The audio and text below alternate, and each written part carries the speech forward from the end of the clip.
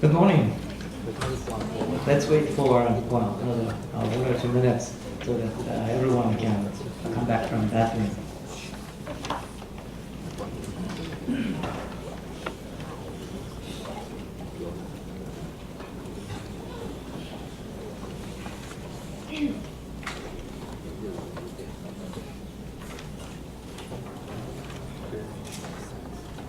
May I start?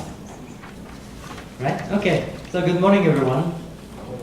I'm Tsuyoshi Hosoya, and I'm one of the lecturer who is going to talk this morning, and maybe later. First of all, I'd like to thank Dr. Shao and members of GBIF, especially for Dr. Yu-Hong Wang for preparing and organizing this kind of wonderful workshop. It is a great honor for me to be given an occasion to give a talk on this special occasion about many things, including the biodiversity things. At the beginning of the lecture, this is the morning session, and the morning session will open for everyone. So I would like to go to a very basic thing, talking about introductory matter about the biodiversity informatics, including the concept of biodiversity. So what I would like to talk this morning is three things. One is about the concept of biodiversity, and then I'd like to introduce the word biodiversity informatics. And finally, I'd like to end to give some definition of terms that is going to be used in the next several days. So I think everyone in this room have ever heard about the word biodiversity, because it's a simple word, and currently a number of people knows the word itself. But biodiversity the word biodiversity may be easy to read and intuitively understood easily, but the meaning or significance of this word is very deep. So let's start about biodiversity. As you know that no single organism is living all alone. We are always related, and some organisms is always related to some other organisms. Well, we had a very good dinner yesterday, but that means that we ate some meat from other animals. We ate some plants, plant bodies, and we wear clothes that is coming from the wood and plant materials, and sometimes and we live in a building made of wood. So again, I would say no single organism is living alone. And here is a good example to show the relationship between the organisms. So plant absorbs the gas, and using the energy from sunlight, it produces the plant body. And also, the plant body is eaten by some kind of insect, and the insect is eaten by some other larger, smaller animals. And that animals may be caught and eaten by larger animals. And finally, all these living things will die and going back to the soil. And in that case, microorganisms, including fungi, is acting very actively to contribute to decompose.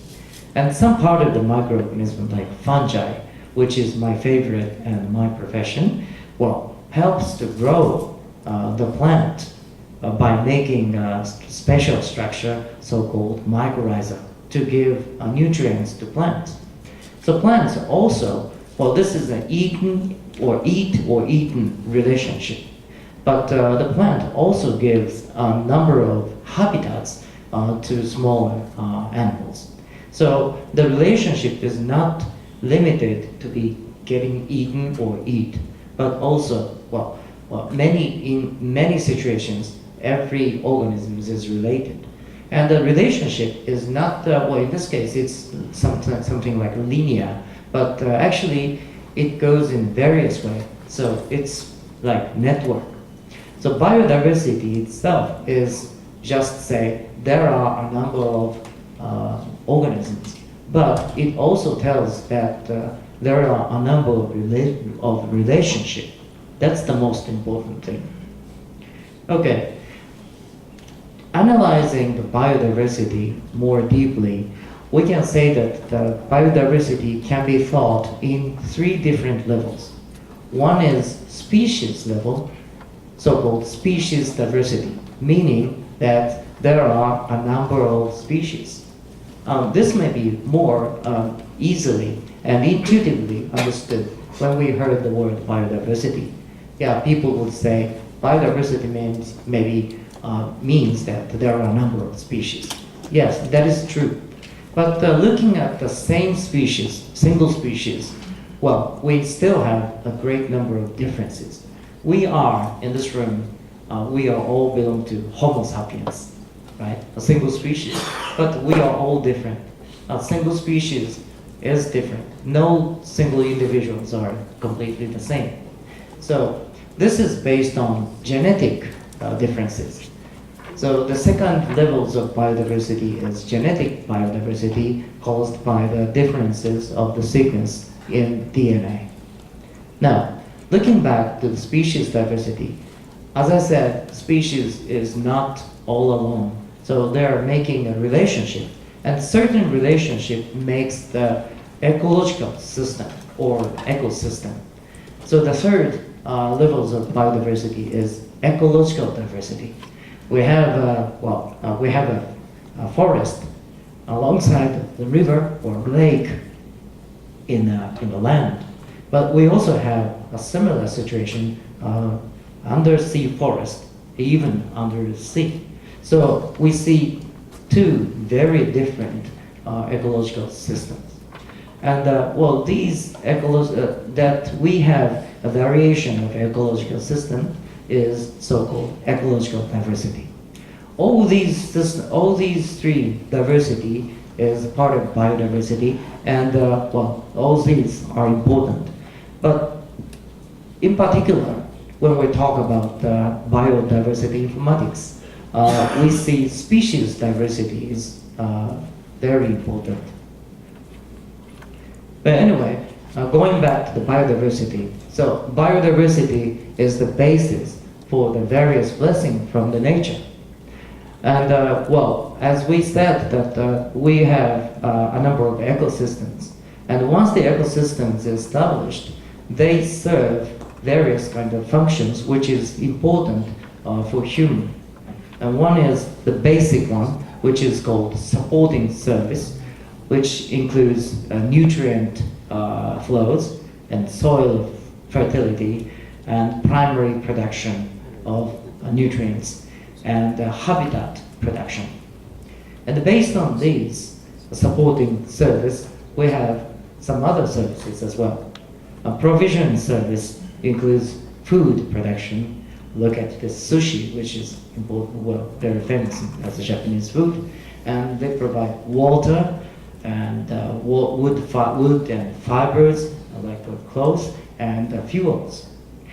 And well, we also have a regulating service, which is about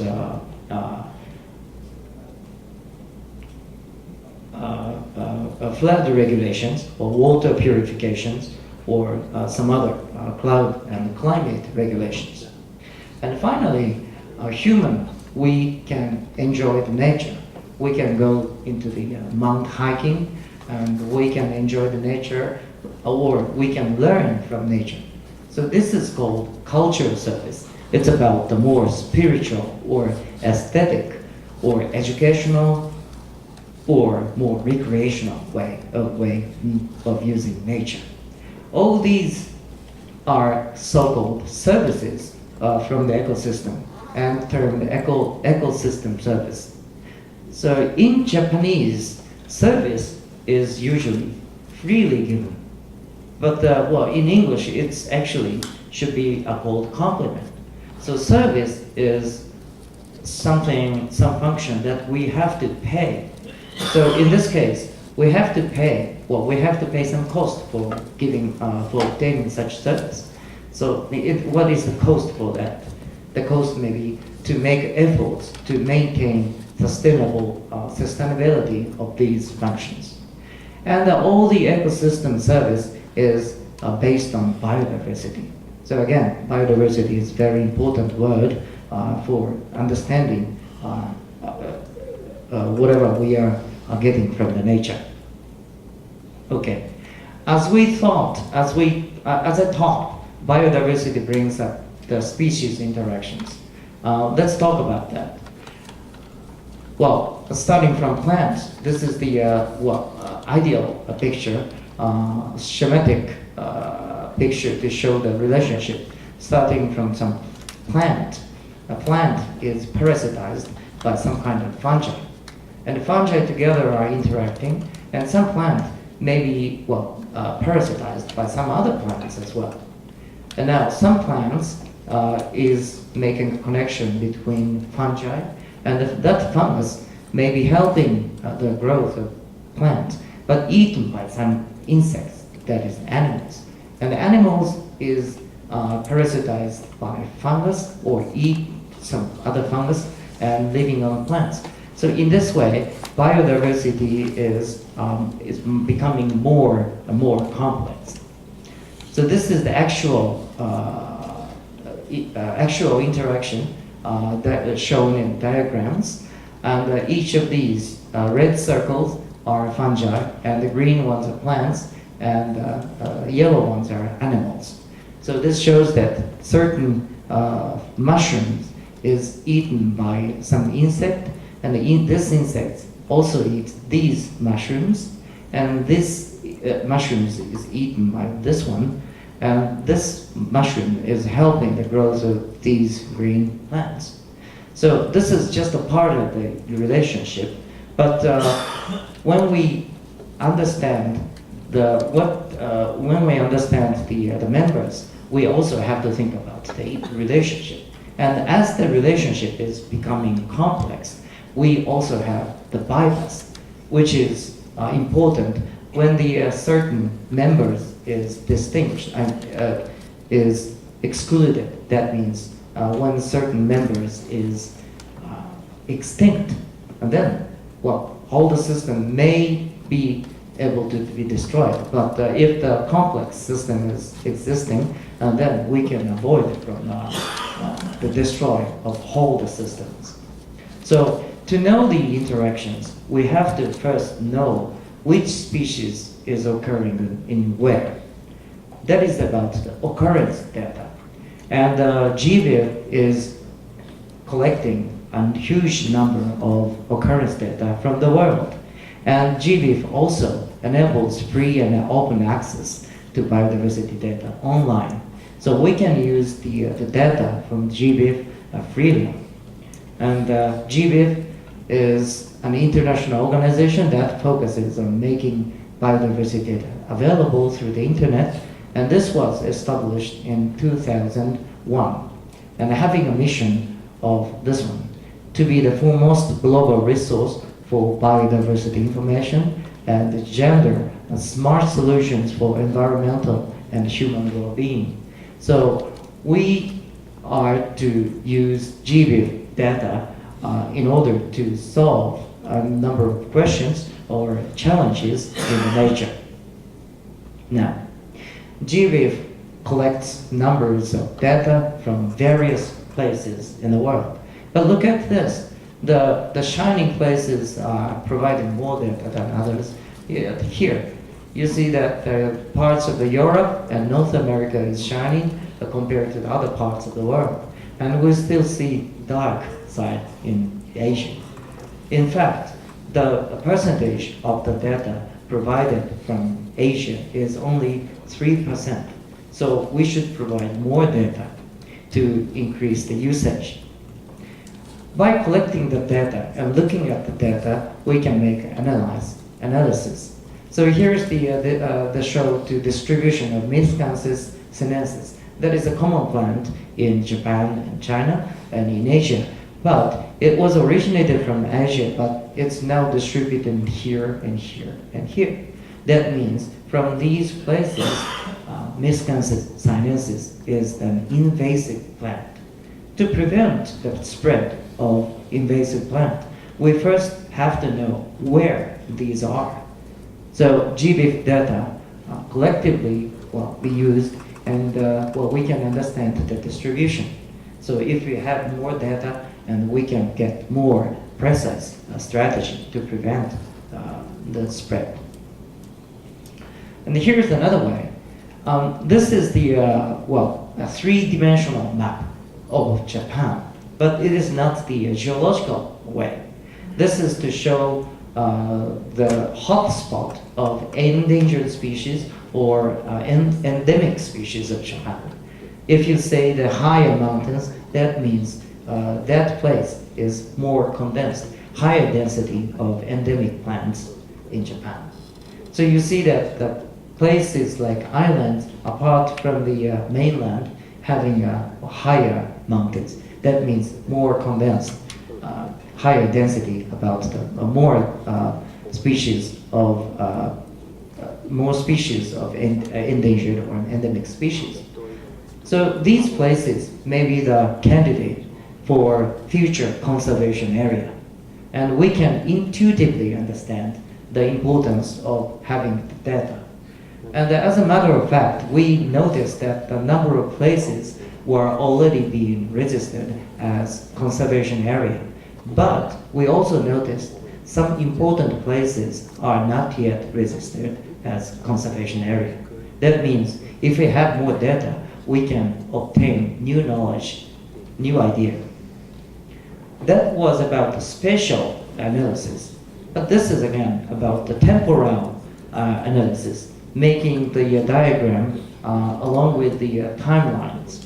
So this is the part of the recent research came from about the fungal ecology.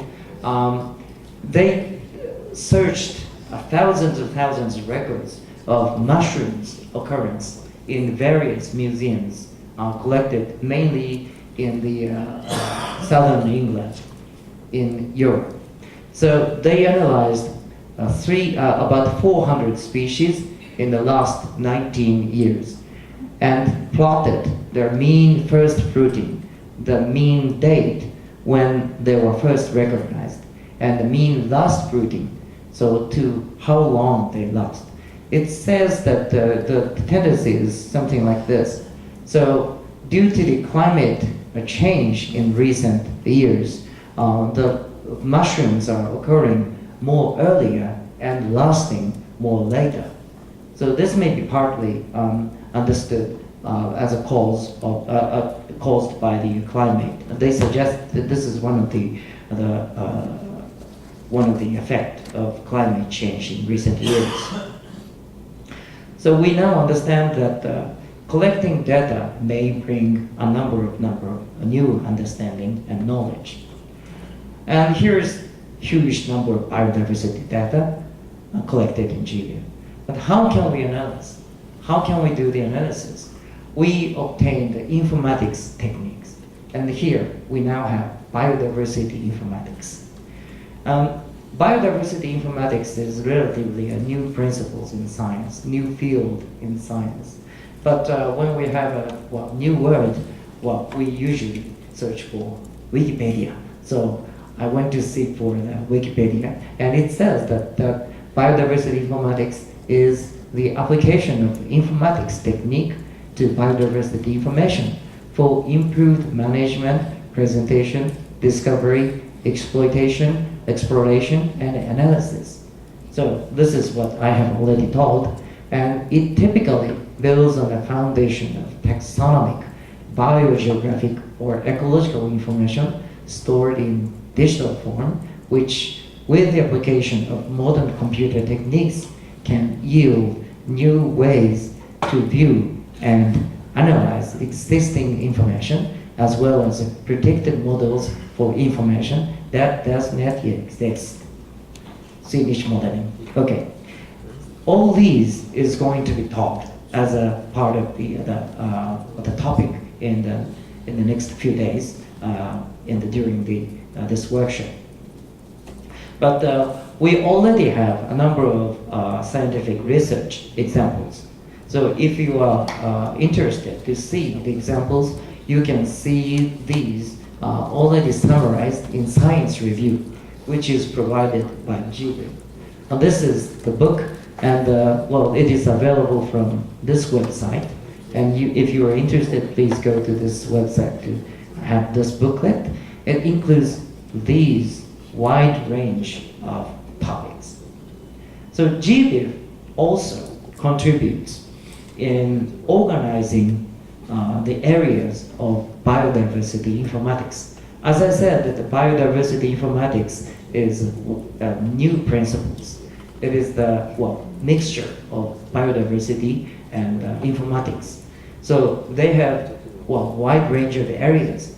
But in recent years, GBIF provided and organized the areas included in the biodiversity informatics, and provided an important book called GBIF, which is again available from GBIF website. So anyone, if you have ever heard about GBIF, please raise your hands. Nobody? 1, 2, okay, few, okay. Yeah, so this may be a good chance to provide you the information about this one. And according to GBIF, biodiversity, global biodiversity information outlook, biodiversity informatics is subdivided into 4 different areas, and all these areas are connected to each other based on culture area. Okay, so understanding is the final goal by using the informatics technique, modeling, visualization, and predicting the tendency. These are the final goal of using the biodiversity information. So in other words, exploitation may be the final goal. But to do that, we need some amount of data. That is called evidence. Evidence is something like taxonomic frameworks or integrated occurrence data available from GBIF, or aggregated species trait data. And these are the data available for processing for database use. And these data are coming from this one, individual data. And individual data are held in somewhere like a published literature, or specimens, or observation data, or in more recent years, sequences obtained by barcode of life or something like that. And also, we are increasingly having the automated remote sensing data. These data are processed as the evidence to give a certain amount of information for exploitation. But the most important thing to support all these activities is the culture. In culture, that means to be openly to open the data to be used, or so that data are stored for a long time. And so to support this activity, a political decision to support or promote this kind of activities, and also the education and networks. So, in other words, openness supports all these activities. Okay, let's go back to the species diversity and think about the species diversity in more biodiversity informatics way. So we see that the number of species, and where can we find these species? Well, to utilize the information, first we must record where and when these species are. And the biodiversity information uses these kind of things: taxonomy, names, synonyms, and description, and how accurate these are recorded, and locality, and where these were recorded, and when these things, and more importantly, how these things were recorded. So in short terms, we can say that biodiversity information is always dependent on what species is recorded and when and where and how it was recorded. Basically, or more roughly, we can say that it's composed of taxonomy and occurrence or event data. Let's have an example here. I see mushrooms. I work for the museum. It's located in Tsukuba Botanical Garden. So this species called tamagotake, but in Japanese, it's in scientific name it's Amanita hemibuffa, who are recognized in Tsukuba Botanical Garden on this day. And I took a picture. So it was an observation observed by human eye. And here is another example. This is the dried specimen example of kibushi in Japanese, in scientific name, Stachyrus priococcus. And this was collected in this place on this day, collected by some researchers. And now it is kept as a dried specimen, as TNS something in our herbarium. So all these information are database and will become important part in elements in biodiversity informatics. The resource of biodiversity data comes from survey or observation, but sometimes automated by machines. And well, we already have a number of physical evidence of specimens stored in our storage. And we also have the taxonomy of occurrence in some literature, which is, well, usually kept in libraries. And we also have literature that supports the morphological descriptions or traits of these organisms. So in short, we can say that we already have a number of biodiversity data in somewhere, but we say that biodiversity data may be scattered. Some in notebooks, somewhere in SNS, like Facebook or Twitters, or somewhere stored in just in brains. I remember something, or specimen levels, books, somebody's PCs or hard disks.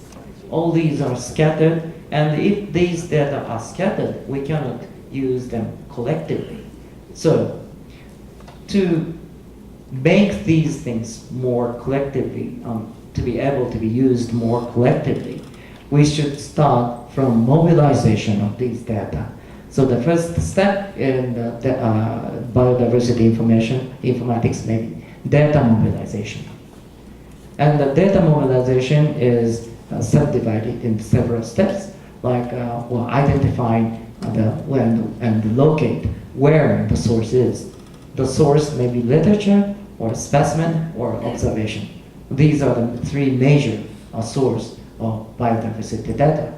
And after we locate the source, we obtain the data. But the data is there, but it's not being digitized. So we have to digitize. And when we digitize, we need a certain format so that we can use them in a more collective manner. And once the formatted data is accumulated, it should be stored in database. Okay, now the database is at our hand.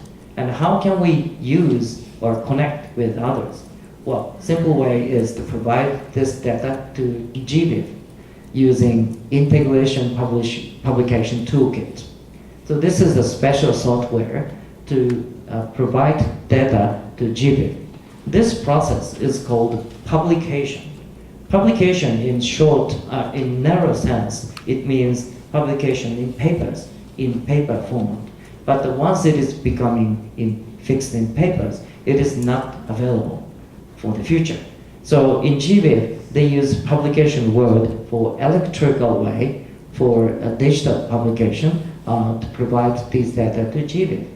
Okay, once these databases are integrated, so it's stored now in GBIF and can be exploited in various ways. And resulting in utilization, we can utilize or exploit these data. Then, well, understanding these processes, how can we be successful in these? The keyword is the basic of the GBIF. be open-minded. This is the most important message. So use open data available from GBIF, add your data, and publish these data, and let them use your data. And this cycle is important. And once your data is added, the data itself is grown and more large, becoming more largely. And if we continue this cycle, its enhanced use of open data is brought up. So in short, positive and productive cycles of data use will be established. And but when we were doing this, we have to think about providing data of good quality. And we also provide licensing to allow people to use your data. And we are going to do the electrical publication data, and we are going to exploit the published data. Okay. In the following, well, actually, I forgot to add day 4, but I'm sorry. In the following 4 days, we are going to talk about all these topics more deeply and discuss together with the hands-on training sessions. First day is about data standardization, providing data good quality.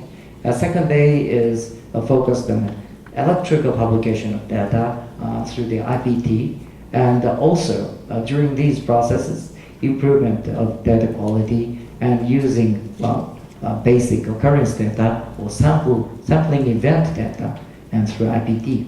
Day 3 and day 4 is focused on exploitation of data but in various ways. So starting from the very, very basic way, I hope that everyone in this room says, no, I know everything about this, what you already said. Yeah, well, I welcome that word. But if you say that, please use my slides when you are going to teach, okay? And well, I hope that the first thing, we are going to start from the basic thing. And like a spiral thing, we are coming back in the same thing and learn more deeply and at the higher levels. Okay, finally, to end up my talk, I'd like to provide some definition of terms which is going to be used in the next few days. And here's an example of occurrence data, noting that the species of plants occurred near Taiwan, near Taipei. Actually, these data is kind of a part of the existing data. Actual data is based on the observation of one of the plots in 100 plots, and each plot is about 1 square meters. And this plot was situated near Taipei City in recent years, one day in some recent years. So you see that these are the actual occurrence of the data. Which species occurred in when and where? I forgot to, well, I didn't provide the exact date, but it says when, okay? So which species, when and where, and how? All these are becoming the sample of the data. And well, if you say that each of these, the header of the table, these cells are called field, or in short, it's levels of the data, and each data have values. And the combination of these data are the records, which is given in text or strings, or date, or time, or other digits. And all these things is called data set. So data set is a term to be given for cluster of thematic data. And together with the levels of the data set, who generated, what for, what kind of data, why and how, these are called metadata. And together with the data set and metadata, it's becoming a set. So data in this way is used in various ways. It has several meanings. Data is used for each value, and sometimes data means records, or sometimes data means data set. So it's a kind of a multiple meaning word, and so we have to be careful when we are using data, what kind of data is it? Okay, once the data is analyzed, we get more deeper information. So information is a generalized term for data, and usually used for the outcomes of systematic analysis of the data.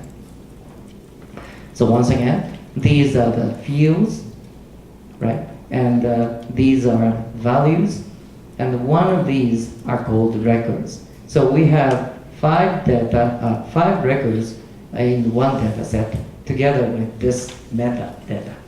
In this way, we are going to use these terms in the several days.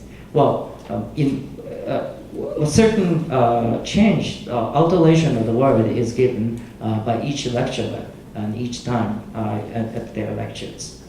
Okay, that's about the time. Okay, thank you very much for attention.